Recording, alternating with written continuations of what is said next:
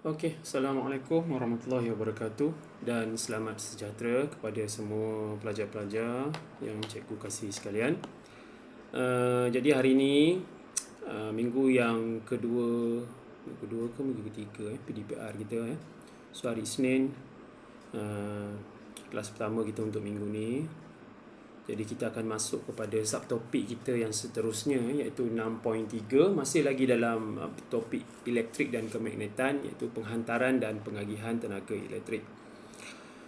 Untuk kelas yang lepas cikgu dah terangkan berkaitan dengan kita dah masuk kepada penjanaan tenaga elektrik, sumber tenaga elektrik So hari ni pada jana kita nak tengok bagaimana elektrik tu dihantar. Tenaga elektrik dihantar daripada stesen jana kuasa ke rumah kita. So bagaimana dia punya laluan pengagihan tenaga elektrik itu. Walaupun video yang lepas video transformer kaitan dengan transformer injak naik dan injak turun tu view-nya hanya 4 orang sahaja. Dan cikgu pun boleh agaklah siapa yang melihat video tersebut. So memang pelajar yang sama sajalah. Nak buat macam mana cikgu tak tahulah nak kata apa lagi. Mungkin cara ni tak sesuai dengan awak. Jadi cikgu ingat minggu ni juga cikgu akan buat kelas lah secara Gmeet. Mungkin kita akan buat pada hari Khamis. Nanti cikgu akan beritahu kemudian dalam grup Telegram. Tapi hari ni cikgu nak selesaikan dulu penghantaran dan pengagihan tenaga elektrik ke rumah kita, ke kawasan-kawasan yang menggunakan tenaga elektrik lah. Fungsi komponen dalam sistem penghantaran dan pengagihan tenaga elektrik. Dalam sistem dalam pengagihan tenaga elektrik ke rumah kita, dia ada beberapa komponen lah. Termasuk kita panggil dia sebagai sistem lah, sistem penghantaran itu. Sistem penghantaran tu dia ada dia punya komponen-komponen tertentu yang terlibat dalam mengagihkan tenaga elektrik ke rumah, ke kilang, ke bandar, lagi ke hospital dan sebagainya lah. So yang pertama yang awak perlu tahu adalah dah tentulah tempat di mana tenaga elektrik dihasilkan, iaitu stesen jana kuasa. Stesen jana kuasa ni boleh jadi stesen jana kuasa hidro, stesen jana kuasa geothermal, stesen jana kuasa biogesim, stesen jana kuasa semualah yang ada tu boleh jadi yang mana satu. Kalau di Malaysia ni kita ada stesen jana kuasa hidroelektrik, stesen jana kuasa terma yang biasanya menghasilkan voltan sebanyak 11 kV ataupun 25 kV menghasilkan arus ulang alik voltan dia setinggi 11 ataupun 25 kV. KV bermaksud kilo ada 3 kosong lah, bermaksud 25,000 voltan ataupun 11,000 voltan. Tinggilah tu dihasilkan di stesen jana kuasa tu. Cukup tak cukup? Tak cukup. Untuk menampung keseluruhan kawasan ataupun satu stesen jana kuasa ni, mungkin dia akan cover untuk satu bandar ataupun dua bandar. Ipoh ke, dia cover Kuala Kangsar contohlah kan. So sangat banyak rumah, sangat banyak kilang. Jadi 11,000 volt ataupun 25,000 volt ni tak cukup. Apa yang dia buat? Dia akan, apabila keluar sahaja tenaga elektrik itu daripada stesen jana kuasa, dia akan melalui transformer injak naik BN ni adalah transformer injak naik. So awak pun tahu fungsi transformer injak naik adalah dia berfungsi untuk menaikkan voltan, arus ulang alik. So daripada dia lalu kawasan ni, dia masuk dalam transformer injak naik, dia punya voltan ataupun arus tu meningkat daripada 11 kV, dia boleh jadi sampai 132 kV, 275,000 kV atau 500 kV, bergantung kepada kawasan yang dia nak pergi tu, ataupun bergantung kepada jenis transformer tu sendirilah. So 132 ni banyak lah, 132,000 voltan. So sangat tinggi, sangat tinggi. Sebab apa dia perlu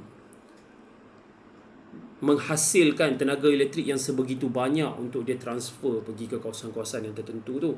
Sebab apa banyak? dia nak bergerak ni, stesen janakuasa ni satu tempat yang jauh. Dia bukan duduk di tengah-tengah bandar.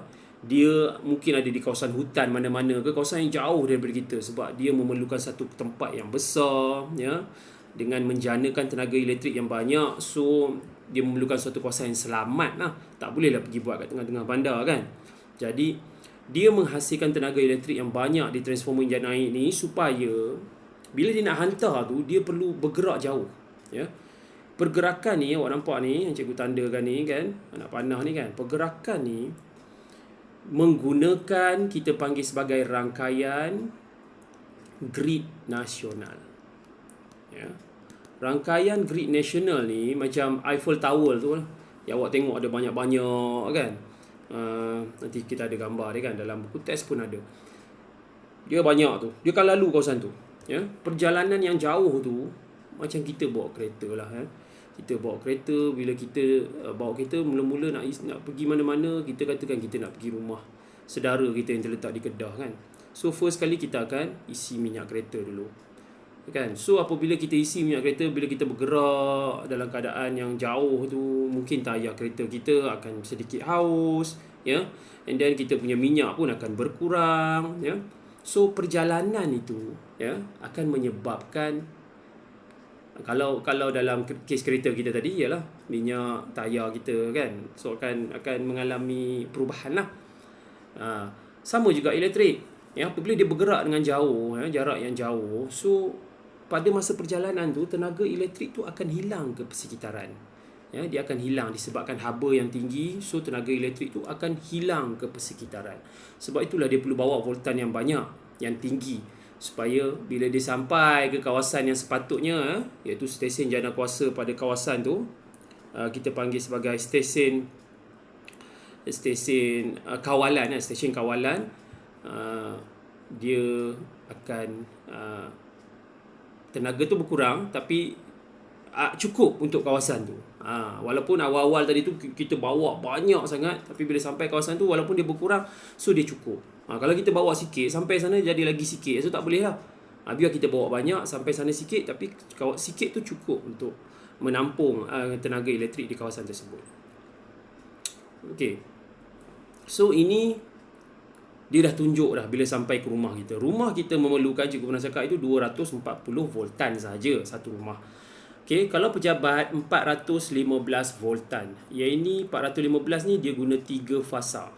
Ya, sistem pendawaian 3 fasa. Kalau 240 ni menggunakan pendawaian 1 fasa. Ada juga rumah yang besar-besar sikit kan, rumah orang kaya ke, 2 tingkat, 3 tingkat, aircon sampai 10-11, dia menggunakan 3 fasa. Ya. Sistem pendawaian 3 fasa, sebab 240 ni tak cukup untuk rumah dia. Sebab dia banyak aircon, dia menggunakan banyak tenaga elektrik kan. Ada sekarang rumah kan banyak-banyak menggunakan aircon. So menggunakan tenaga elektrik dia tak boleh. Dia kena guna 415, iaitu sistem pendawaian 3 fasa. So kalau rumah biasa macam kita ni, aircon pun ada 2-3 biji saja, kita guna macam biasa lah, 240 voltan sahaja. Okey, so pada ketika ni 33 kilovolt ni banyak ni. So dia akan lalu kepada E2. E2 ni adalah pencawang bahagian, ya. Kalau setiap rumah ataupun setiap kawasan perumahan, kalau awak lihat dia ada satu pencawang ataupun satu rumah kecil yang dia akan tutup dengan dawat, dengan pagar warna hijau tu kan. So dia ada kawasan tu, ataupun TNB punya kawasan tu kan. Kalau awak tengok rumah taman ada, rumah kampung pun ada biasanya kan. So ada ni pencawang bahagian. Kat sinilah terletaknya kita punya transformer injak turun, ya. Masuk tu daripada kita punya rangkaian grid nasional 33 kV ni, tinggilah 33,000 voltan. Mana boleh masuk dalam rumah kita, terbakar, hangus terus, ya, dengan tenaga yang sebanyak tu. Jadi bila masuk je situ, dia pergi kepada pencawang bahagian, dia akan menurunkan kita punya voltan kita menjadi 3,000, tengoklah kawasan. Kalau rumah 240, kalau bangunan yang besar-besar dia jadi 415 lah. Okay, so kat mana transformer injak turun? Transformer injak turun terletak pada pencawang bahagian, dan juga pencawang masuk utama juga ada transformer injak turun, ya. Okey, ini kita panggil sebagai rangkaian grid nasional ni. Dia macam Eiffel Tower, banyak kan kawasan. Kalau kabel penghantaran arus ulang-alik pada 500 kilovoltan di sepanjang lebuh raya utara selatan. Kalau pada lebuh raya dia voltan dia lagi tinggi di bawah.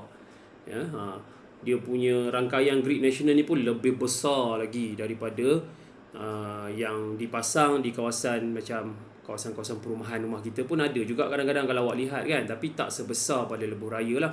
Dia hanya bawa 132 kV. Ini stesen jangkauan Tanjung Kling, Melaka. Ini jalan-jalan perumahan kan ataupun jalan-jalan kampung. So ada juga, tapi tak setinggi pada lebuh raya. Lebuh raya dia boleh bawa lebih tinggi sebab kenderaan pun tak banyak, kuranglah dia punya risiko bahaya tu kurang. Okey. Okey, yang ini tadi gambar ni kalau awak lihat dalam buku teks dia sambungan Ini tadi ada stesen janakuasa kita. Stesen janakuasa, besok kita ada transformer injak naik kita, dia bawa dia jadi sampai 312 kV tadi tu kan. Lepas tu dia masuk kepada penghantaran melalui jarak jauh. Ini yang aku cakap tadi Dia nak hantar tu dia akan masuk kepada rangkaian grid nasional ni. Rangkaian grid nasional ni dia akan bawa and then dia masuk kepada bahagian bandar tersebut lah. Pada bahagian bandar tu dia ada pencawang masuk utama. Pencawang masuk utama ni adalah E1 ni. E1 ni adalah pencawang masuk utama.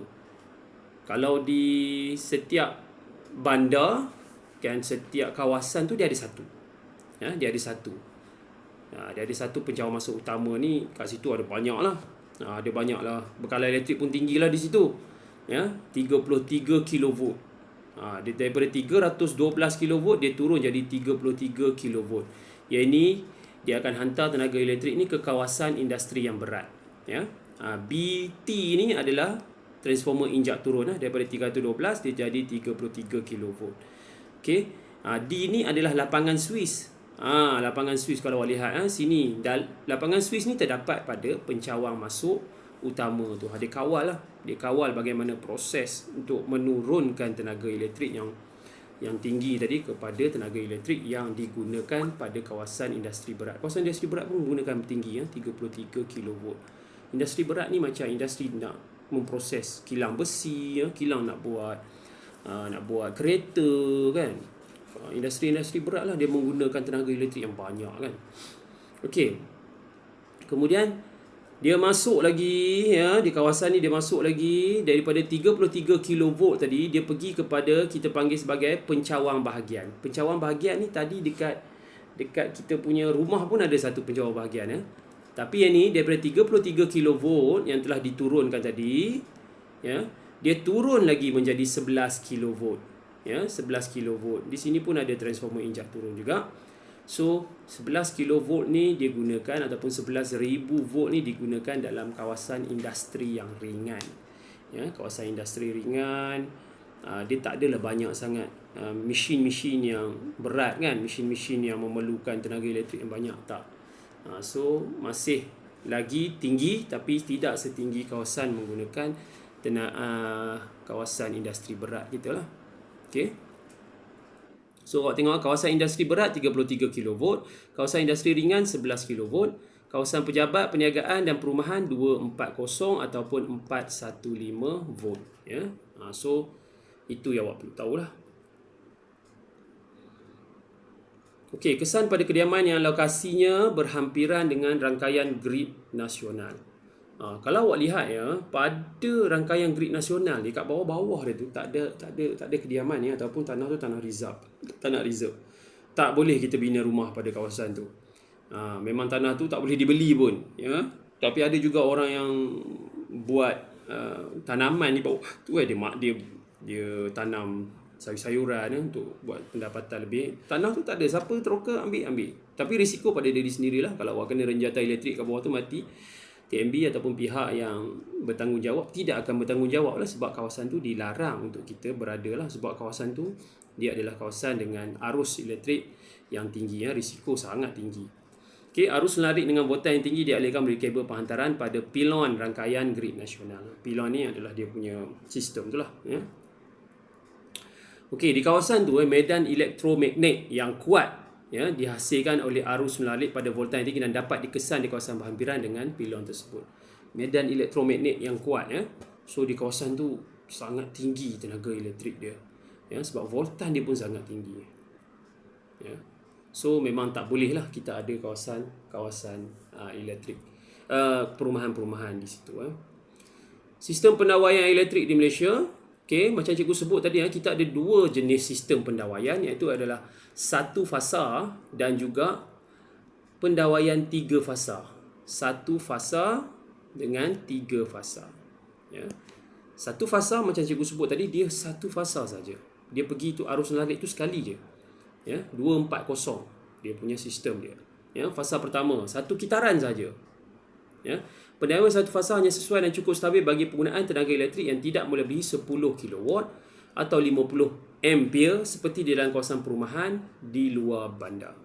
Ya, di kawasan perumahan di luar bandar. Bermaksud 10 kW ya, tidak melebihi ya, atau 50 ampere. Bagaimana kita nak tahu kilowatt ampere ni? Tak apa, nanti dalam bab seterusnya nanti awak akan belajarlah apa beza watt, apa beza voltan, apa beza ampere ataupun arus ni kan.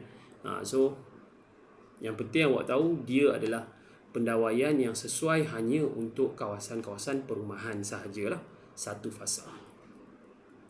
Okey, kalau pendawaian untuk tiga fasa, awak tengok dia ada satu kitaran juga ya, tapi dia ada tiga phase ya, tiga phase. Maksudnya arus elektrik tu dia boleh pergi sampai tiga laluan ya. Tiga laluan yang berbeza.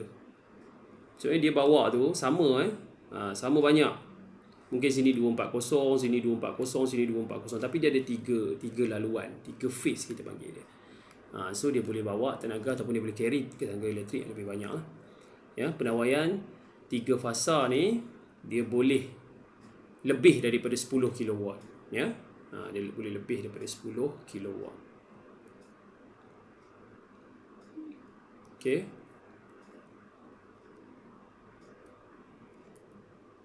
Okey, yang ini cikgu akan sambung sekejap ya. Okey, 17 minit cukup. Kita akan sambung kemudian ya untuk sistem pembakalan tenaga elektrik dan sistem pendawaian elektrik di rumah. Okay, yang ni cikgu akan buat untuk satu masa nanti pun. Untuk hari Selasa pun cikgu akan buat video satu untuk awak tengok lah. Okay, latihan tak apa lagi ya. Cikgu akan bagi latihan dalam buku teks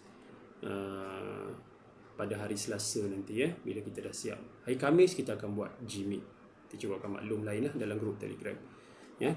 So cikgu nak semua ada lah dalam tu supaya kita boleh buat perbincangan untuk latihan-latihan yang kita dah pun buat. Okay, itu saja untuk cikgu pada kali ini ya. Cikgu harap awak dapat manfaat sikit dalam video yang cikgu buat ni.